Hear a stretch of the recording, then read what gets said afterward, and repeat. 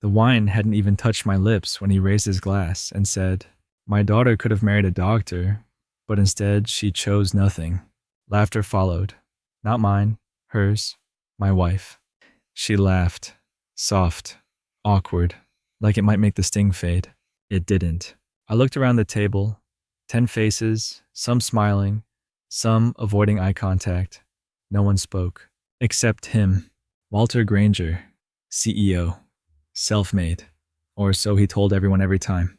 He wore success like a crown and swung it like a hammer. Finance, he once sneered, that could mean unemployed in a nicer suit. But this time, he didn't just insult my job. He insulted me, my existence, my worth. And the worst part, she didn't stop him. Not then, not after. She just kept eating, eyes on her plate, as if scrambled eggs were more important than her husband's dignity. That night, I didn't speak. I didn't fight. I just smiled and filed it away. 3 days later, Walter Granger would receive 3 messages. And in less than 24 hours, he'd realize exactly who nothing really was and what nothing could take away. Most people in San Diego didn't know his name, not even those he invested in. And that's exactly how Andrew Miller liked it. No headlines, no Forbes covers, no ego. Just numbers, structures, silence. Andrew ran Miller & Cove Holdings, a private investment firm managing over $280 million in assets. Startups called it a ghost fund. Invisible capital, real money, no names. He didn't park Ferraris in front of restaurants, didn't post beach villas on Instagram. He wore the same navy suit to every board meeting. He still used the same battered leather briefcase from law school. To most people, he looked like a guy in mid-level management. But Andrew had a gift he could see when a company was about to fall or fly. He didn't predict markets. He predicted people. He saw panic in their eyes during a downturn, arrogance in their forecasts when things were too smooth. He invested not in numbers, but in fear, denial, and ego, and he made millions from them. But outside the boardroom in a quiet home overlooking Mission Bay, he was just a husband, Rachel's husband. To her family, he wasn't a genius. He wasn't a builder. He was just vague, a man with some finance job, a man who didn't even have a LinkedIn. To them, he didn't seem powerful, and maybe that's why they thought they could treat him like he didn't matter. He wasn't supposed to fall in love that weekend. He was there for numbers, data, projections, Austin, Texas, a biotech summit. Andrew was scouting next-gen gene therapy startups. It was supposed to be just another room, just another pitch, until she walked in. Rachel Granger, sharp, confident. Her voice didn't shake, her slides didn't blink. She didn't just explain molecules, she commanded them. While others begged for funding, Rachel explained the ethics behind her research, why failure mattered, why she'd rejected faster, more profitable shortcuts. Andrew didn't take notes, he just listened. After the talk, he approached her. No business card, no investor pitch, just a compliment and a question. Would you be open to dinner, not for funding, just dinner? She laughed, said yes. That night they talked until the restaurant closed. Not about stocks or sales, but childhood, books, regrets, dreams. He told her he hated being called a suit. She said she hated when people assumed beauty meant shallow. They found rhythm in honesty, safety in not selling anything. The next 6 months passed fast. Conferences turned into visits, visits into weekends, and eventually a wedding. A small ceremony in a vineyard near Santa Barbara. No press, no LinkedIn posts. Just them. Her white dress, his blue suit, and a quiet promise. We choose each other, no matter what anyone says. But some voices are louder than vows. Walter Granger didn't shake hands. He clasped them, firm, controlling, measured. Everything about him said, I built this, I earned this. And you're lucky to be in the room. Founder and CEO of Granger Tech, a biotech firm once valued at $180 million. Once. He wore Italian suits like armor, had a voice that filled every boardroom and silenced most dinner tables. To the public, he was a visionary, a risk taker, a man who pushed science forward. To his employees, he was feared. To his investors, he was volatile. To Rachel, he was just dad. But even she admitted loving him wasn't always easy. Walter believed in 2 things: control and legacy. He didn't just want his company to succeed, he wanted his name etched in the industry, in textbooks, on buildings. So when Rachel brought Andrew home, quiet, polite, and non-flashy Andrew, Walter was unimpressed. Finance, he asked. That's not a profession. That's a word people use when they don't want to explain failure. He said it with a smirk, in front of Rachel, in front of Andrew, and no one challenged him, because Walter wasn't the kind of man you corrected. He was the kind of man people tolerated, even when he crossed the line, especially when he crossed it with a smile. Rachel wasn't blind. She saw the looks, heard the jabs, felt the tension thicken the air every time her father opened his mouth.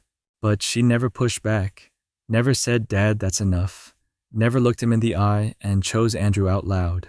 Instead, she'd squeeze Andrew's hand under the table, offer a soft smile in the car ride home, say things like, "He's just trying to protect me. He doesn't mean it like that. This is just how he is." At first, Andrew believed her. He wanted to, because loving Rachel felt easy, and challenging her father felt exhausting. So he played along. He wore the Navy suit. He listened to Walter's business advice. He bit his tongue when compared to doctors and lawyers who had real careers. But over time, something shifted. The apologies began to sound like excuses. The hand squeezes felt less like comfort and more like warnings to stay silent. He started noticing things: how Rachel never mentioned his work at family gatherings, how she laughed nervously when Walter called him vague, how she changed the subject whenever money came up. Andrew didn't need praise, but he needed partnership, and slowly he began to wonder, if she wouldn't defend him when it mattered most, was she really on his side at all? It was a Friday night, their 3rd month of marriage, and Andrew's first official dinner at the Granger estate as the husband. The table was long, too long for the 6 of them. Walter insisted on the dining room with high ceilings, gold-rimmed plates, and wine older than Andrew's career. Andrew brought a bottle of Pinot from Santa Barbara, Rachel's favorite. Walter barely glanced at it. Cabernet 1998, he said, placing his own selection in the center of the table. Pairs better with real food. He laughed. No one else did. Dinner began with small talk. Politics, stock market, a new grant Rachel's lab had received. Then came the question, from Walter, of course. "So, Andrew, what is it you really do again?" "Something in finance." "Private equity," Andrew answered. Walter sipped. "So, you manage other people's money?" "Not exactly. You don't strike me as someone who built his own." Rachel shifted in her chair. Her fork paused midair, but she didn't speak. Andrew smiled politely and let the insult sit. Dessert came. So did more wine, and more jabs, soft, subtle, sharp as glass. That night on the way home, Rachel said, "You handled that well." I mean, you didn't make it worse, right?" He looked out the window, city lights flickering by. A thought settled in his chest. This wasn't just a bad night. It was a preview. It wasn't just the words. It was the way he said them. Sweet, like praise, but soaked in poison. Walter had a gift. He could insult you without raising his voice. "Andrew, you have a nice car. Modest, smart, very accountant. You work from home, right? That must be relaxing. Less pressure than real offices. You know, I respect quiet men. It's just, they're rarely leaders." Each line came with a sip of wine, a glance toward Rachel, a smile just wide enough to look innocent and cruel. At barbecues, at birthdays, at brunches, it never stopped. Andrew stayed polite, professional, controlled. He reminded himself, you don't need their approval. You know your worth. But slowly, those words began to echo, not in his mind, in Rachel's eyes. Because she never stopped him, not once. She just offered half laughs. Changed the subject, or worse. She agreed with silence, and that silence hurt more than any insult. Because if your partner won't defend your name in front of others, how can they claim to carry your name at all? That's when something shifted in Andrew. Not rage, not revenge, something colder. After every insult, Rachel had a phrase ready. "It's just how he is. You know he doesn't mean it. He's old school. Ignore him." At first, Andrew tried to brush it off, tried to believe her. But even soft words can leave sharp cuts if repeated enough. Because every time Rachel said, "Don't take it personally," What Andrew heard was, "You're not worth defending." They'd argue quietly after dinners, in parking lots, in the car, lights from luxury homes passing by as silence settled between them. Do you think what he said was okay? Of course not. I just don't want to make it worse. Worse for who? For everyone. One night, Andrew asked, "Do you believe him?" Rachel paused. Too long. "I believe in you, Andrew. I wish you wouldn't let him get under your skin." But he wasn't under Andrew's skin anymore. He was under Rachel's. Andrew realized it wasn't just Walter's words that hurt. It was watching the woman he loved let them stick. Rachel wasn't the storm. She was the umbrella that never opened. And standing in the rain, Andrew began to ask himself, what's the point of staying dry if the one beside you won't even try? From the outside, Granger Tech looked solid. Tall glass building in Palo Alto. Awards on the wall. Walter's face in biotech magazines, smiling, pointing promising. But numbers don't lie. And Andrew had the numbers. He wasn't snooping, he was vetting. One of Walter's competitors had quietly approached Miller & Cove Holdings for a possible merger. That's when Andrew looked deeper. Q3 burn rate too high. Debt-to-revenue ratio unstable. Delayed clinical trials. Investor retention falling. And worst of all, Walter was shopping for new capital. Urgently. He needed a lifeline. $22 million minimum. Or Granger Tech would collapse within 9 months. No one knew this. Not even Rachel. But Andrew knew. He had access. He had leverage. And one morning while sipping coffee in his quiet home above Mission Bay, he realized something chilling. The man who called him nothing was now chasing anonymous investors just like him. That afternoon, Andrew opened a new file, labeled it Project Silence. Inside it, he began building the lifeline Walter so desperately needed. Not to give it, but to hold it tightly. 'Cause when someone dangles you for years like, you don't matter, there's power in being the one who decides if they breathe again. Andrew didn't call, didn't email, didn't announce interest. He simply let his lawyers contact Granger Tech's investment team as an anonymous fund based in Manhattan, codenamed Cove 3 Partners. It was one of a dozen legal shells he used for deals requiring distance. No names, no pictures, no links to Rachel or to him. Walter never suspected. To him, Cove 3 was just another possible lifeline, another handshake behind closed doors. The meetings began. Financial disclosures, future valuations, projected R&D spend. Andrew read everything, twice. He didn't want to destroy Granger Tech. Not yet. He wanted to understand it. Where it bled. Where it lied. He saw Walter's fingerprints on every reckless decision, fast-tracking unstable compounds, laying off senior researchers to boost optics, taking shortcuts the FDA would never approve. But in every report, Walter sounded confident, bulletproof, and when the investment team requested a call with the anonymous fund's principal, Andrew declined. He wasn't ready to speak, not until Walter was ready to beg. And so in silence, Andrew built the safety net and tightened it, not to catch Walter, but to prove even a ghost can decide who gets to fall. The house was louder than usual.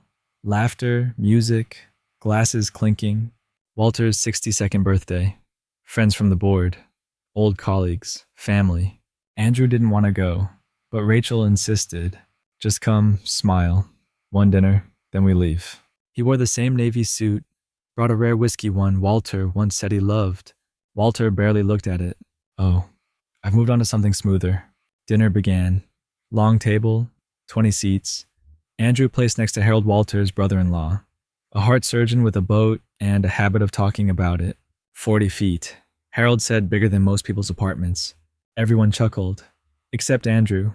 Then came the moment. Rachel had just finished cutting the cake. People clapped, cameras flashed, and Walter raised his glass. To my daughter, a brilliant scientist, and to her, choice in men. Pause. She could have had anyone. A doctor, a lawyer, a man with real ambition. He looked at Andrew. But we all make mistakes. Silence. Forks froze. Eyes dropped. Rachel didn't speak. Not a word. Not even a nervous laugh this time. Andrew looked at her. Really looked. She wasn't shocked. She wasn't angry. She was embarrassed of him. That's when something broke. Not loudly, not visibly. Just broke. He didn't speak on the drive home. Neither did she. Rachel stared out the window, arms crossed, mouth tight. Andrew just drove, one hand on the wheel, the other in his lap where hers used to be. He went too far, she finally said. But her voice didn't shake. It didn't plead. It sounded annoyed, like Walter's words were inconvenient, not cruel. You could have said something, Andrew replied. Silence. To him, to me, to the room, anything. She didn't respond. He pulled into their driveway, turned off the engine, let the quiet settle. Rachel, he said softly, do you think I'm a mistake? Her head turned, eyes wide, but not with denial, with panic. Of course not. Don't twist this. But it wasn't twisted. It was clear. Crystal. She wasn't just failing to defend him. She was ashamed. And shame, Andrew knew, is a slow poison. It eats marriages from the inside out. That night, he didn't sleep. He didn't argue, didn't cry. He just stared at the ceiling and thought, she won't stand up for me, but I can still stand. Alone. And if her father wants to play games, then let's play. Andrew didn't rage. He didn't scream. He made coffee, sat in his study, opened his laptop, and began writing. 3 messages, scheduled, precise, clean. The first to Rachel. Short, honest. I was the investor your father begged for. I'm no longer interested. The second to Walter. Colder. You once called me nothing. Tomorrow that nothing becomes your reality. The third from his lawyer. A formal withdrawal letter, citing lack of transparency. No legal violations. Just silence with teeth. He attached all 3. Triple-checked the send time. 10:00 a.m. sharp. Monday morning. Granger Tech's week would start with a missing $22 million lifeline. Andrew closed his laptop, exhaled. There was no music, no thrill, just quiet and control. He didn't feel powerful. He felt done. Because revenge for men like Andrew was never fire. It was frost. It was stillness. It was letting people fall into the hole they dug for someone else. That night, he slept better than he had in weeks. At 9:59 the next morning, he poured a glass of water. At 10:00 exactly, he took a sip, and somewhere 3 phones buzzed. His phone rang at 10:12. Rachel. He let it buzz 3 times before answering. Andrew, what did you do? No greeting, no pause, just panic. I pulled out, he said calmly, officially, at 10 a.m., along with 2 confirmations. He's losing it, she said. They're scrambling. He thought the deal was done. Andrew didn't respond. Why, her voice cracked. Why would you do this to him? He swallowed. This wasn't about him, Rachel. It was about me. About 3 years of silence, of being laughed at, dismissed, by your family, and by you. That's not fair. Fair. He exhaled. You watched him humiliate me, over and over. You didn't stop him. You made me invisible in your world. You're my husband. Then why did I feel like a stranger at your table? Silence. Then, I didn't know what to say. Exactly. More silence. Please, she whispered. Let's fix this. He closed his eyes. This isn't broken, Rachel. This is gone. And for the first time in their marriage, she didn't argue. The next call came an hour later. Unknown number. But Andrew already knew. He answered. You smug little bastard, Walter barked. You think this is funny? You think this is how men handle business? Andrew waited. Let him burn. 23 people work for me. 23 families. And you pull the rug out over what hurt feelings. Still silence. Say something, damn it. Finally, Andrew spoke. What do you want me to say, Walter? That you're not a child. That you're a professional. That you'll fix this. Andrew exhaled. No, Walter. I'm the man you called nothing, in front of your friends, your family, and your daughter.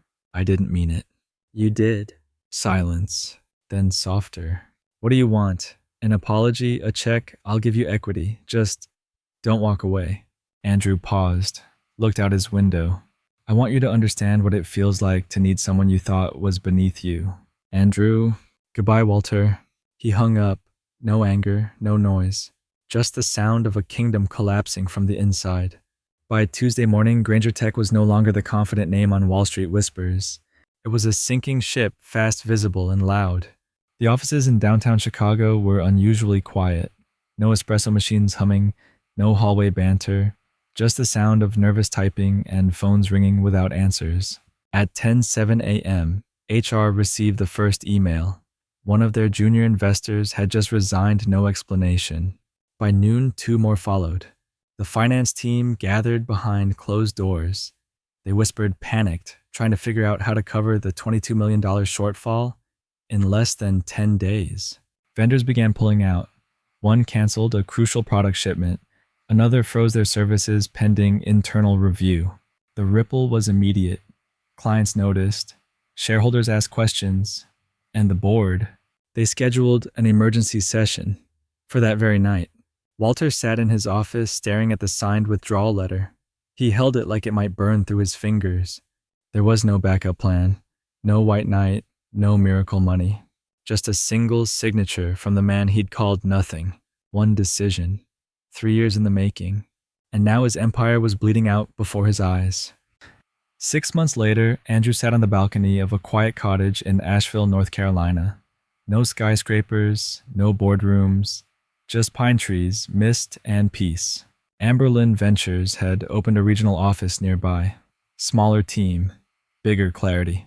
He sipped his coffee slowly, not because he had to rush to a meeting, but because he finally didn't. Sometimes silence really is the loudest justice. Meanwhile, Walter's name appeared in the back pages of a local business journal.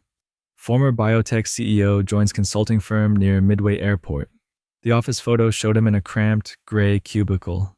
No suit, no tie, just a man trying to rebuild with no one left to impress. As for Rachel, she never called again. But Andrew heard from a mutual friend that she now lived in Seattle, working in pediatric genomics. Publishing again, traveling, smiling in photos, though never quite the same. Andrew didn't hate her. Not anymore. But he remembered. Every silent dinner, every averted gaze, every time he was called nothing, and she said nothing in return. Some wounds don't need stitches. They need space and time, because sometimes the lesson isn't about revenge. It's about teaching yourself you never needed to prove anything to people who were never listening. Andrew never responded to Rachel's last email. It was short. No apology, no defense. Just a single line. I didn't know how much I hurt you until it was too late. He read it once, then archived it. Not out of anger, but because he'd already made peace with never needing her words to validate his worth. He moved on, quietly, completely. But if you're listening to this now, I want to ask you something. Have you ever been in a room where someone stripped you of your value with a single word, where your silence felt like survival, and their comfort mattered more than your dignity? What would you do if the only way to be heard was to walk away and let your absence speak louder than anything you could say? Would you stay? Would you fight? Or would you choose, like Andrew did, to let them feel the weight of everything they dismissed? Comment below. I want to hear your story. Because sometimes the most powerful revenge isn't about destroying anyone. It's about never needing them again. And maybe, just maybe, that's when you finally win.